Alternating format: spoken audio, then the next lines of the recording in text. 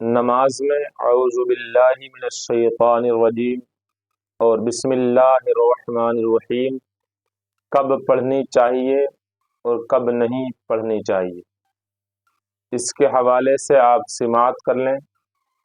کئی بار ہمارے بھائیوں نے اس کے بارے میں سوال کیا، تو آج اس کے حوالے سے آپ اچھے طریقے سے سماعت کر لیں کہ ہمیں اعوذ باللہ کہاں پڑھنی ہے، بسم اللہ کہاں پڑھنی ہے۔ سب سے پہلے آپ جب نیت کر کے تکبیر تحریمہ کہیں گے یعنی اللہ اکبر، تو آپ ثنا پڑھنے کے بعد یعنی سبحانک اللہم پڑھنے کے بعد اعوذ باللہ من الشیطان الرجیم پڑھیں گے۔ یعنی آپ نے چاہیں 2 رکعت کی نیت باندھی ہو یا 3 رکعت کی یا 4 رکعت کی، یعنی آپ نے جب بھی نماز شروع کرنی ہے 4 رکعت والی ہو یا 3 رکعت والی ہو یا 2 رکعت والی ہو، آپ کو صرف پہلی رکعت میں سبحانک اللہم کے بعد اعوذ باللہ من الشیطان الرجیم پڑھنا ہے۔ باقی کسی رکعت میں 4 کی ہو یا 3 کی یا 2 کی، آپ کو کہیں بھی اعوذ باللہ من الشیطان الرجیم نہیں پڑھنا ہے۔ صرف پہلی رکعت میں اعوذ باللہ من الشیطان الرجیم آپ کو پڑھنا ہے۔ یہ ایک بات ہو گئی اعوذ باللہ کی کہ ہمیں کہاں پڑھنی، اور کہیں بھی اعوذ باللہ آپ کو نہیں پڑھنا پوری نماز میں۔ اب بسم اللہ کے حوالے سے یہ ہے کہ آپ نے سبحانہ پڑھ لیا، اس کے بعد اعوذ باللہ پڑھی۔ اب ہمیں سورہ فاتحہ سے پہلے یعنی الحمد شریف سے پہلے بسم اللہ الرحمن الرحیم پڑھنا ہے۔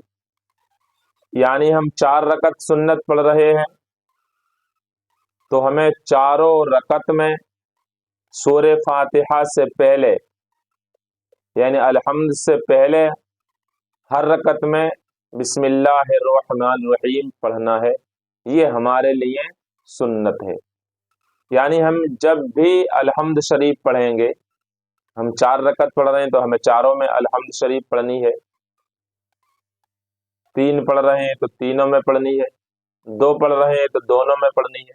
یعنی جب جب ہم الحمد شریف یعنی سورہ فاتحہ پڑھیں گے تو سورہ فاتحہ کے پہلے بسم اللہ پڑھنا یہ سنت ہے۔ اعوذ باللہ صرف ایک بار پڑھنی ہے، اپنے 4 کی نیت بانی ہو یا 3 کی یا 2 کی، صرف پہلی رکعت میں سبحانہ کے بعد، اور بسم اللہ الرحمن الرحیم ہر رکعت میں آپ نماز پڑھ رہے ہوں، 4 رکعت سنت پڑھ رہے ہیں تو چاروں رکعت میں یعنی الحمد پڑھی جائے گی، الحمد سے پہلے بسم اللہ پڑھنا آپ کے لیے سنت ہے۔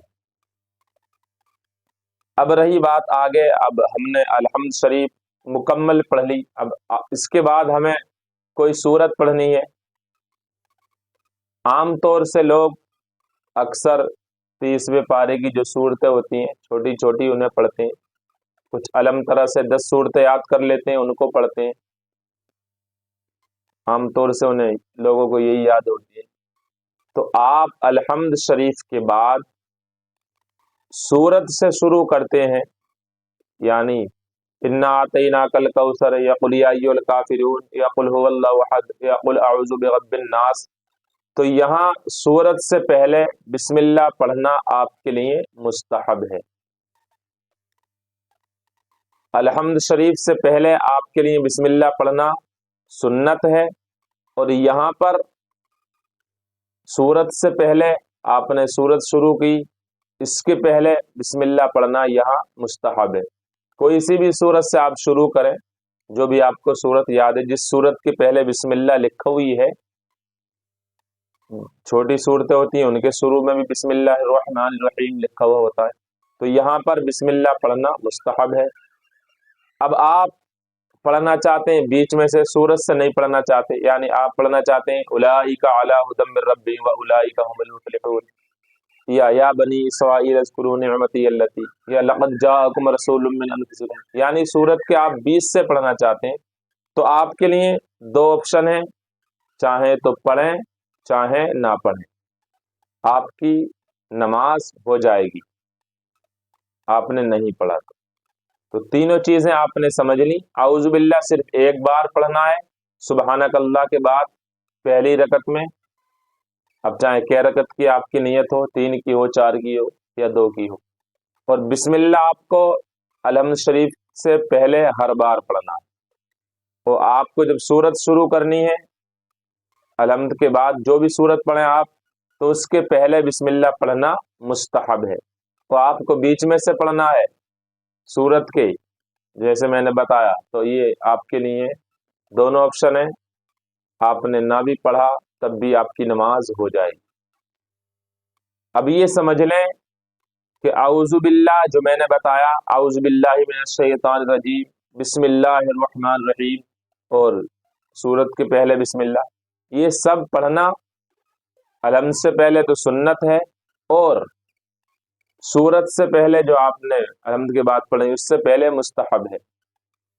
अगर आपसे किसी वजह से आऊज़ु बिल्लाह भी छूट गई, बिस्मिल्लाह भी छूट गई, यानी आप ना पढ़ पाए, तो आपकी नमाज में सवाब में कमी हो जाएगी।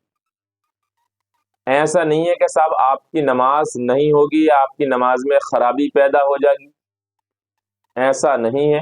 मसला यह है कि सुन्नत है, तो सुन्नत और मुस्तहब के छूटने से नमाज में जो सवाब मिलता है उसमें कमी हो जाती है, लेकिन हमारी नमाज मुकम्मल हो जाती है। लेकिन हमें हरगिज सुन्नतों को नहीं छोड़ना चाहिए, क्यों? हम अहले सुन्नत वल जमात हैं, अपने आका से सच्ची मोहब्बत करते हैं, हम सुन्नतों को आम करते हैं। तो हमें चाहिए कि हम अपने नबी की हर सुन्नत पर अमल करें ताकि हमें सवाब ज़्यादा से ज़्यादा मिले।